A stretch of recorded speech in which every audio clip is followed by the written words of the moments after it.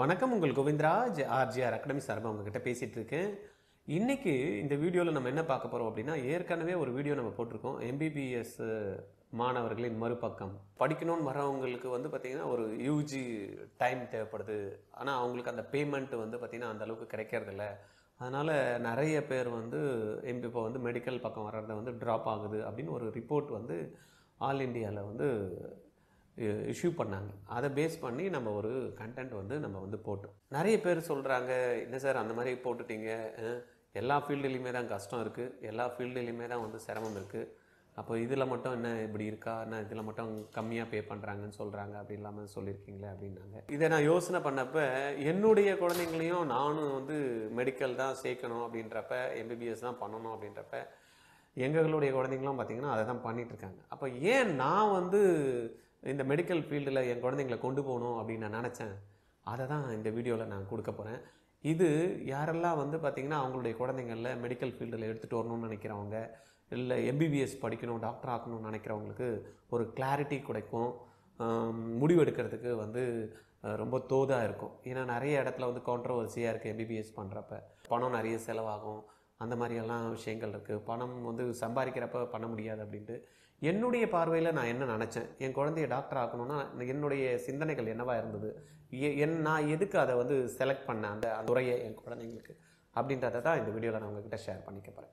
வீடியோக்கு போகலாமா? வீடியோக்கு போகிறதுக்கு முன்னாடி இன்னைக்கு ஆர்ஜிஆர் அகாடமி தமிழ்நாட்டில் வந்து பிரம்மாண்டமான ஒரு வளர்ச்சி பாதையில் நோக்கி போயிட்டு இருக்கு. மெடிக்கல் காலேஜில் இருக்கக்கூடிய தமிழ்நாட்டில் இருக்கக்கூடிய 37 காலேஜில் நீங்கள் எந்த காலேஜில் ஆர்ஜிஆர் அகாடமி ஸ்டூடெண்ட்டை கேட்டாலும் அங்கே இருப்பாங்க. பட் பப்ளிசிட்டியே இல்லாமல், சத்தம் இல்லாமல் நம்ம ஒரு சாதனை பண்ணிகிட்ருக்கோம். பட் சத்தம் போட்டு தான் சாதனை பண்ணணும் அப்படின்றது வந்து பார்த்திங்கன்னா நிறைய பேர் வந்து இப்போ எங்களுக்கு அது சொல்லியிருக்காங்க.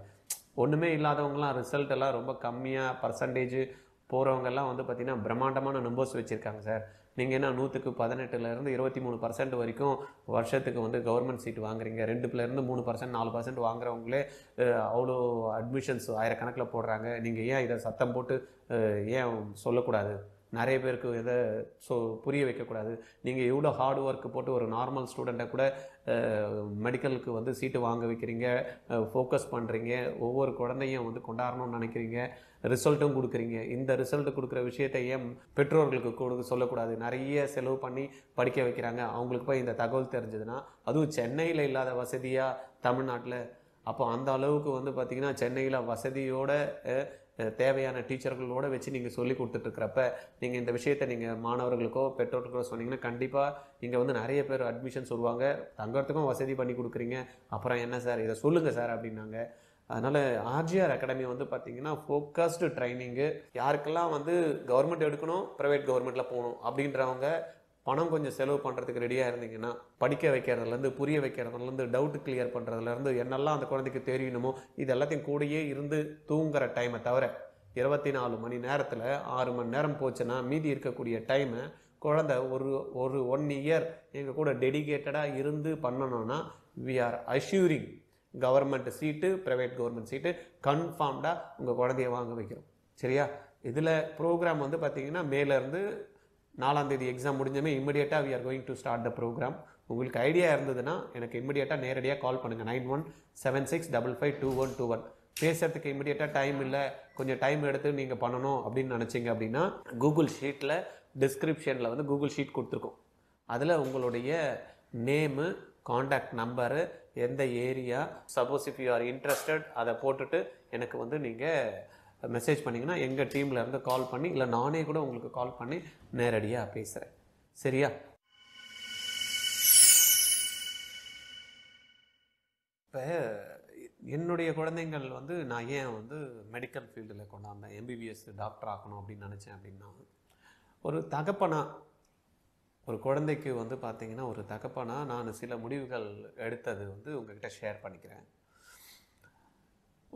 ஒரு பெண் குழந்தையை பொறுத்த வரைக்கும் வந்து பேரண்ட்டோட ஆங்கிளில் இருந்து பார்த்தோம் அப்படின்னா, குழந்தை வந்து படிப்பாங்க, அதுக்கப்புறம் ஒரு கல்யாணம் பண்ணுவாங்க, அவங்களுக்கு ஒரு ஃபேமிலி உருவாகும், அப்படின்ற பழக்கத்தில் தான் நம்ம வந்து அப்படி வந்து போயிட்டுருக்கோம். சில பேர் வேலையை வந்து கண்டினியூ பண்ணுவாங்க, சில பேர்னால வேலையை கண்டினியூ பண்ண முடியாது, ஏதாவது நம்ம படிப்புக்கு வந்து அவங்களுக்கு வந்து படிக்கிறதுக்கு வசதிகள் ஏற்பாடு பண்ணி கொடுத்தாலும் அந்த படிப்பில் அவங்களால கண்டினியூ ஆக முடியுமா ஃப்யூச்சரில் அப்படின்றது தெரியாது. ஏன்னா கல்யாணம் ஆனதுக்கப்புறம் சில இடத்துல வந்து பார்த்திங்கன்னா கண்டினியூ பண்ணுவாங்க படிக்கிறதுக்கு, சில இடத்துல கண்டினியூ பண்ண முடியாமல் போகும். குழந்தை விருப்பப்பட்டாலும் வந்து பார்த்திங்கன்னா போகிற இடத்துல எப்படி இருக்கும் அப்படின்றது தெரியாது. அதனால் நான் என்ன முடிவு பண்ணேன் அப்படின்னா, அந்த குழந்தைக்கு கல்யாணம் ஆனதுக்கப்புறம் வேலைக்கு போகலனாலும் சரி ஒரு இன்கம் ஜென்ரேட் ஆகணும். அப்போ அந்த மாதிரி வந்து நம்ம ஒரு படிப்பை அந்த குழந்தைக்கு கொடுத்தோம் அப்படின்னா வீட்டில் இருந்து கூட அந்த குழந்தைனால படிக்கக்கூடிய விஷயத்தை வச்சுட்டு அவங்க செயல்படுத்தி அது மூலயமா ஒரு இன்கம் ஸ்பேர் டைமில் அவங்களுக்கு கிடைக்கிற டைமில் வீட்டில் இருக்கக்கூடிய எல்லாத்தையும் பார்த்துக்கிட்டு சப்போஸ் மேரேஜ் ஆனதுக்கப்புறம் குழந்தை வரலாம், குழந்தைய பார்த்துக்கிட்டாலும் சரி, அந்த குழந்தை ஸ்கூலுக்கு போகிறப்ப அவங்கள கேர் பண்ணிக்கிட்டாலும் சரி, தென் வீட்டில் இருக்கக்கூடிய பெரியவங்களை பார்த்துக்கணுன்னாலும் சரி, இதெல்லாத்தையும் பார்த்துக்கிட்டு கூட ஒரு இன்கம் வந்து ஒரு ஜென்ரேட் பண்ண முடியக்கூடிய தொழில் என்ன இருக்கும், நல்லா இருக்கணும், சொசைட்டியில் அந்தஸ்தாக இருக்கணும், இந்த மாதிரியான விஷயங்களெல்லாம் நான் வந்து ஃபோக்கஸ் பண்ணப்போ ஒரு என்னுடைய திங்கிங் எப்படி இருந்தது அப்படின்னா, ஒரு 12th முடிக்கிற குழந்தை ஒரு பிஎஸ்சி சேர்த்தோம் அப்படின்னா, ஏதாவது ஒரு பிஎஸ்சி டிகிரி சேர்க்குறோம், இல்லை ஏதாவது ஒரு இன்ஜினியரிங் டிகிரி சேர்க்குறோம் அப்படின்னா நான் என்ன திங்க் பண்ணேன்னா ஒரு 10 வருஷம் கழித்து எப்படி இருக்கும், ஒரு 5 இயர்ஸ் கழிச்சு அந்த குழந்தைக்கு எப்படி இருக்கும் அப்படின்ற ஆங்கிளில் தான் நான் திங்க் பண்ணேன். அப்போ திங்க் பண்ணுறப்ப ஒரு பிஎஸ்சி முடிச்சுட்டாங்க அப்படின்னா அப்புறமா ஒரு எம்எஸ்சி படிக்கிறாங்க, எம்எஸ்சி முடிச்சுட்டு அப்புறமா வேலைக்கு போகணும் அப்படின்னு நினைக்கிறாங்க. இல்லைனா ஒரு இன்ஜினியரிங் போகிறாங்க, ஒரு கோர்ஸ் வந்து 4 இயர் முடிக்கிறாங்க, அதுக்கப்புறம் வேலைக்கு போகிறாங்க. அப்போ ஒரு 18 வயசு அந்த குழந்தை வந்து பார்த்திங்கன்னா ஒரு இன்ஜினியரிங் ஒரு 4 இயர்ஸ் படிக்கிறப்ப 22 வயசில் வேலைக்கு போக ஆரம்பிக்கும். சப்போஸ் ஒரு பிஎஸ்சி முடிச்சுட்டு ஒரு எம்எஸ்சி படிக்கிறாங்கன்னா ஒரு 5 வருஷம் கழிச்சு ஒரு 23 வயசில் வேலைக்கு போகிறாங்க அப்படின்னா ஒரு 25 வயசில் நம்ம அந்த குழந்தைக்கு வந்து கல்யாணம் பண்ணி கொடுக்கலாம். அப்படின்றப்ப அந்த குழந்தை வேலைக்கு போகுது, அந்த ஸ்டார்டிங் சேலரி உங்களுக்கு தெரியும், இன்றைக்கி வந்து ஒரு இன்ஜினியரிங்காக இருந்தாலும் சரி, ஒரு எம்எஸ்சி கிராஜுவேட்டாக இருந்தாலும் ஒரு 25,000 30,000 அப்படின்றது ஒரு நார்மல் ஆவரேஜ் சேலரி வந்து கிடைக்கும். சரியா? அப்போ அந்த குழந்தை வந்து பார்த்திங்கன்னா ஒரு 2 வருஷம் கழித்து அந்த குழந்தைக்கு நான் கல்யாணம் பண்ணுறேன் அப்படின்றப்ப அதுக்கப்புறம் எப்படி இருக்குன்றது தெரியாது. இல்லை அப்படின்னா வீட்டில் வந்து சிச்சுவேஷன் எப்படி இருக்குன்றது தெரியாது, ஃபேமிலி எப்படி இருக்குன்றது தெரியாது, அவங்க வந்து வேலைக்கு போகணும்னு நினைப்பாங்க, இல்லை போகக்கூடாதுன்னு நினைப்பாங்க. அப்படின்ற சுச்சுவேஷன்லாம் வரப்போ அந்த குழந்தை அந்த படித்த படிப்பை வச்சு திருப்பியும் என்ன பண்ணணும் அப்படின்ற மாதிரி பார்த்தோம்னா வேலைக்கு போனால் தான் சம்பளம், வேலைக்கு போகலன்னா சம்பளம் கிடையாது. சப்போஸ் மேரேஜ் ஆகிடுச்சு, ப்ரெக்னெண்ட்டாக இருக்காங்க, குழந்தை பிறக்குது அப்படின்னா 2 வருஷம் 3 வருஷம் வேலைக்கும் போக முடியாது, அது இன்கம் வந்து ட்ராப் ஆகிறதுக்கான வாய்ப்புகள் இருக்குது. அதுவும் வந்து பார்த்திங்கன்னா வீட்டில் இருக்கக்கூடிய அந்த குழந்தைங்கள கேர் பண்ணணும். ஒரு சின்ன குழந்தை பிறந்தோமே வேலைக்கு போக முடியுமா? போக முடியாது. குறைஞ்சது வந்து பார்த்திங்கன்னா அந்த குழந்தைக்கு ஒரு 5 வயசு ஆகிற வரைக்கும் நம்ம வெளியில் போய்ட்டு எங்கேயும் போய் பண்ண முடியாது. அப்போ ஆட்டோமேட்டிக்காக வந்து ஒரு பிஎஸ்சி டிகிரியோ ஒரு இன்ஜினியரிங் டிகிரியோ படித்து முடிச்சுட்டு ஒரு கல்யாணம் ஆனதுக்கப்புறம் அந்த பிரேக் வந்து பார்த்திங்கன்னா ஒரு 10 வருஷம் அவங்களுக்கு வருமானம் இல்லாமல் போயிடுது. இதுவே நான் என்ன திங்க் பண்ணேன், அப்படி வருமானம் இல்லாமல் போயிடுச்சுன்னா எப்படி அப்போது குழந்தைக்கு அப்படின்னா அந்த எல்லா வேலையும் பார்த்துக்கணும், ஆனாலும் வருமானம் வரணும் அப்படின்னு நினச்சா வீட்டில் இருந்து பார்க்க முடியாது. போனால் தானே சம்பளம் கொடுப்பாங்க, லீவ் போட்டால் கிடையாது, ரைட்டா? அப்போது நான் திங்க் பண்ண மெயின் விஷயம் என்னென்னா, அப்போ தான் எனக்கு இந்த மெடிக்கலோட ஃபீல்டில் எனக்கு யோசனை பண்ண ஒரு டாக்டர் இருந்தாங்கன்னா ஒரு 4.5 வருஷம் படிப்பாங்க, 1 வருஷம் வந்து பார்த்திங்கன்னா அவங்க வந்து இன்டர்ன் பண்ணுவாங்க, அந்த டைமில் நிறைய விஷயங்களை அவங்க கற்றுப்பாங்க. ஒரு கவர்மெண்ட் காலேஜாக இருந்தால் நிறைய எக்ஸ்போஷர் இருக்கும், அந்த இன்டர்ன் டைம்லேயே வந்து பார்த்திங்கன்னா அவங்க என்னெல்லாம் விஷயங்கள் கற்றுக்கணுமோ அருமையாக வந்து கற்றுக்க முடியும்.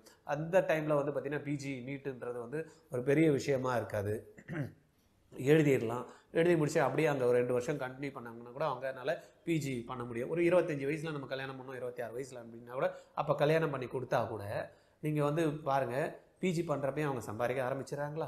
சப்போஸ் பிஜி முடிச்சுட்டு கல்யாணம் பண்ணிட்டேன், கல்யாணம் முடிச்சுட்டு ஒரு 1 இயர் கழிச்சு அவங்க வந்து குழந்தை வந்து உருவாகுது, அந்த குழந்தைய வந்து பார்த்துக்கணும், அதுக்கு ஒரு 3 வருஷம் பிரேக் அப்படின்றப்ப அந்த குழந்தை அப்புறமா வந்து வீட்டில் இருக்கும், அந்த குழந்தை வளர்த்து எடுக்கணும் அப்படின்னா ஒரு 5 வருஷம் 8 வருஷம் பிரேக் ஆகிடுது. இதுவே நார்மலாக இருந்தால் வேலைக்கு போக முடியாது, அமௌண்ட்டும் நம்மளுடைய சம்பாதிக்கக்கூடிய அமௌண்ட்டும் பிரேக் ஆகிடுது. ஆனால் என்னுடைய சிந்தனை என்ன இருந்தது, இருக்க இடத்துலையே அந்த குழந்தைய அவங்களுடைய வீட்டையும் பார்த்துக்கலாம், எல்லாத்தையும் பார்த்துக்கலாம், இந்த மாதிரி ஒரு டேபிள் போட்டுக்கிட்டு ஒரு சேர் போட்டுக்கிட்டு ஒரு ஸ்ட்ரெத்தை மாட்டிக்கிட்டு உட்காந்தா கூட காலையில் எல்லாமே வேலையெல்லாம் ஃப்ரீ பண்ணிக்கிட்டு கூட ஒரு 2 hours or 3 hours ஒரு 10லேருந்து 1 மணி வரைக்கும் வீட்லேயே ஒரு கிளினிக்கு ரூமை வச்சுட்டு ஸ்டார்ட் பண்ணால் கூட 5 பேஷண்ட்டை தான் அவங்களால பார்க்க முடியுது அப்படின்னு வச்சுக்கிட்டா கூட 500 rupees. நீங்கள் இன்றைக்கி பாருங்கள் 500 ரூபாய் ஒரு பெரிய விஷயமே இல்லை. ஒரு டாக்டர் வந்து பார்த்திங்கன்னா 500 ரூபாய் தாராளமாக வாங்குறாங்க. 500 ரூபாய் அந்த குழந்தைக்கு கிடைக்கிது அப்படின்னா காலையில் 2500 ரூபாய். அப்புறம் மத்தியானம் வந்து பார்த்திங்கன்னா குழந்தைய வந்து கேர் பண்ணுறாங்க, அதுக்கப்புறம் வீட்டில் இருக்கிறவங்கள கேர் பண்ணுறாங்க, சமையல் வேலை என்னெல்லாம் வேலை இருக்கோ அதெல்லாத்தையும் ஒரு கேர் பண்ணிக்கிட்டு அந்த குழந்தை வந்து ஈவினிங் வந்து ஒரு 6 மணிக்கு கொஞ்சம் ஃப்ரீ பண்ணிக்கிட்டு 6:30 மணிலேருந்து ஒரு 8:30 மணி வரைக்கும் ஒரு 2 hour கிளினிக்கில் போய் உட்காந்து பேஷண்ட்டை வந்து பார்த்தாங்கன்னா அப்போ ஒரு 5 பேரை பார்க்குறாங்க. இப்போ 10 பேரை பார்க்க முடியுது. அப்போ 10 × 500ன்னு வந்து பார்த்தீங்கன்னா நியர்லி ஒரு 5000 ருபீஸ் வந்து ஃப்ரீ டைமில் நம்ம எல்லாத்தையும் பார்த்துக்கிட்டு வீட்லேயே உட்காந்துக்கிட்டு வந்து பார்த்திங்கன்னா அந்த பேஷண்ட்டை வந்து என்ன நாலேஜ் வந்து ஆல்ரெடி கெயின் பண்ணிட்டாங்க. ஆல்ரெடி வந்து பார்த்திங்கன்னா ஒரு MBBS முடிச்சிருப்பாங்க, அதுக்கப்புறம் ஒரு MS முடித்து ஒரு தகுதியான ஒரு டாக்டராக உருவாக்கியிருப்பாங்க. அதுவும் கவர்மெண்ட் காலேஜுன்றப்ப நிறைய எக்ஸ்போஷர் இருப்பாங்க, நிறைய லேர்ன் பண்ணியிருப்பாங்க. அப்போ இந்த இடத்துல வந்து பார்த்திங்கன்னா அவங்களுக்கு வீட்டில் இருந்தால் கூட 5000 ருபீஸ் அப்படின்ற மாதிரி ஏர்ன் பண்ணக்கூடிய ஒரு வசதி இருக்குது. ஒரு 30 நாளுக்கு நீங்கள் கால்குலேட் பண்ணி பாருங்களேன், அவங்க கிடைக்கக்கூடிய ஒரு ஸ்பேர் டைம் 30 × 5 1,50,000 ரூபாய். அப்போ அந்த 1,50,000 ரூபாய் தடைபடாமல் வந்து பார்த்திங்கன்னா அவங்க இந்த ப்ரெக்னென்சி டைமில் மட்டும் கொஞ்சம் ஒரு 2-3 மாதம் விட்டால் கூட இந்த 8 வருஷம் நான் சொன்னேன் இல்லையா, குழந்தைங்களை வளர்க்கக்கூடிய அந்த டைம் எடுத்துக்கலாம். 8 இயர்ஸில் ஒரு 2-3 மாதம் தான் அவங்களுக்கு பிரேக் இருக்குமே தவிர மீதி எல்லாத்தையும் பார்த்துக்கிட்டு வீட்லேயே உட்காந்துட்டு ஒரு டேபிள் போட்டுட்டு வீட்லேயே கிளினிக் வச்சா கூட மினிமம் வந்து 1,50,000 ரூபாய். சப்போஸ் எதனா லீவ் தேவைப்படுது, சண்டே பார்க்க முடியாது விட்டுறலாம், ஏதாவது வந்து பார்த்திங்கன்னா ஃபெஸ்டிவல் டேஸு விட்டுறலாம். இப்படின்னு விட்டுட்டா கூட ஒரு 10 நாள் விட்டுட்டேன் அப்படின்னா கூட மீதி 20 நாள் 5000 × 20 1,00,000 ரூபாய். நீங்கள் சொல்லுங்கள், வேறு எந்த தொழிலில் இந்த வேலைக்கு போகாமல் சம்பாதிக்க முடியும் பாருங்கள். இந்த இடத்துல வீட்டில் ஒரு குழந்தைக்கு, ஒரு பெண் குழந்தைங்களுக்கு ஒரு ஆப்டான ஒரு ப்ரொஃபஷன், ஒரு டிகிரி படிக்கணும், அதுவும் ப்ரொஃபஷ்னலாக இருக்கணும், சம்பாதிக்கிறதுக்கும் தோதாக இருக்கணும், கஷ்டமும் இருக்கக்கூடாது, ஃப்யூச்சரில் ரிலாக்ஸ்டாகவும் சம்பாதிக்கணும். அப்படின்னா இதை தவிர வேறு எந்த ஒரு படிப்பை நீங்கள் சொல்லுவீங்க? எனக்கு தெரியல. இதனால தான் என் குழந்தைய வந்து பார்த்திங்கன்னா ஒரு மருத்துவத்துறையில் கொண்டாந்துட்டு டாக்டர் ஆக்கணும்னு நினச்சேன். எங்கள் குழந்தைய பார்த்திங்கன்னா இப்போ வந்து மருத்துவத்தில் வந்து பார்த்திங்கன்னா சிறந்த பயிற்சி எடுத்துக்கிட்டு இருக்காங்க. அவங்களுக்கும் ரொம்ப சந்தோஷமாக இருக்குது. இனிஷியலில் வந்து சில கஷ்டம் இருந்தது, இதெல்லாம் கஷ்டமாக இருக்கும் அப்படின்னு. இப்போ வந்து பார்த்திங்கன்னா ரொம்ப சந்தோஷப்படுறாங்க. மற்றவங்களுக்கும் அட்வைஸ் பண்ணுறாங்க, இதுலேயே நீங்களும் வாங்க, நல்லா தான் இருக்குது, ஹாப்பியாக இருக்கும் அப்படின்னு. ஆனால் சில பேர் சொல்கிறாங்க நிறைய வருஷம் எடுத்துக்கும், 10 வருஷம் இருக்கும், 15 வருஷம் எடுத்துக்கும், சம்பாதிக்கிறதெல்லாம் கஷ்டம் அப்படின்ற மாதிரி சொல்கிறாங்க.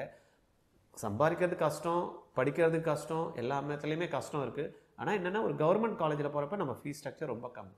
இதே ப்ரைவேட்டில் படிக்கணும்னா 1,50,000 கோடினா நான் கூட வந்து அக்செப்ட் பண்ணி 1,50,000 கோடி கொடுத்து நான் படிக்க வச்சு அதுக்கப்புறமா இந்த மாதிரி சுச்சுவேஷனாக வேண்டாம். ஆனால் படிக்கணும், கவர்மெண்ட்டில் படிக்கணும். 13,610 ரூபாயில் தான் நான் ஃபீஸில் சேர்த்தேன். இப்போ தான் ஃபீஸ் வந்து 18,000 ரூபாய் வந்து வந்திருக்கு. நான் சேர்க்குறப்ப 13,610 தான், இன்க்ளூடிங் ஆல் டியூஷன் ஃபீஸு மற்ற ஃபீஸ் எல்லாம் சேர்த்து.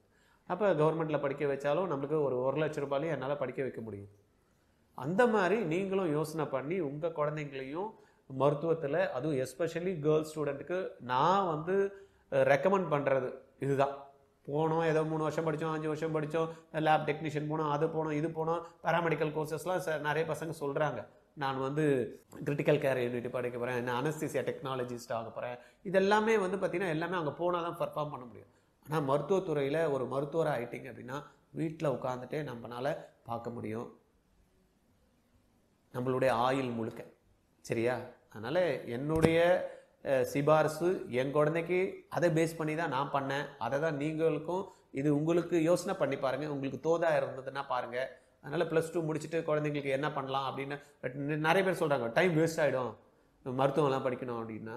ரெண்டாவது வந்து பார்த்திங்கன்னா +2 முடிச்சுட்டு வருவாங்க இல்லையா, அவங்களுக்கு வந்து +1 +2 படிக்கிறப்ப நீட்டுக்காக ட்ரைனிங் எடுத்துக்க மாட்டாங்க. 1 இயர் வெயிட் பண்ணி படிக்கணும்னா ரிப்பீட்டர்ஸ்லாம் பண்ணணும், டைம் வேஸ்ட் ஆகிடாமல். Worth spending time to get government medical college. என்னுடைய அனுபவத்தில் உங்களுக்கு சொல்கிறேன். ரைட்டா? உங்களுக்கு மாற்று கருத்து இருக்கலாம். நீங்கள் நீட்டு சென்டர் வச்சுருக்கீங்க, அதனால் நீங்கள் இது மாதிரி சொல்லுவீங்கன்னு கூட சில பேர் சொல்லலாம். பட் அதுக்கான வீடியோ ஒன்று ஏற்கனவே போட்டிருக்கோம், என்னெல்லாம் வந்து பார்த்திங்கன்னா அதில் ப்ராஸ் அண்ட் கான்ஸ் இருக்குது அப்படின்னு. அந்த வீடியோவும் நீங்கள் பாருங்கள், இந்த வீடியோவும் நீங்கள் பாருங்கள். முடிவு நீங்கள் எடுங்க. ரைட்டா? நான் சொன்னன்றதை வச்சு நீங்கள் வந்து டிசைட் பண்ணிட வேண்டாம்.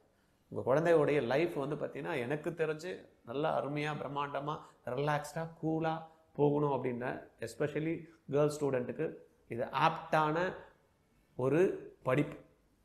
டாக்டர் ஆகிறது ஒரு படிப்புக்கு வந்து பார்த்திங்கன்னா இந்த MBBS இல்லை MD கோர்ஸ் பண்ணுறவங்களே ஒர்த்து. ரைட்டா? நீங்கள் முடிவு பண்ணுங்கள். நான் சொன்ன கருத்துக்கு உங்களுடைய கருத்து மாறுபாடாக இருந்தால் கீழே கமெண்ட்ஸில் கொடுங்க. தேங்க்யூ.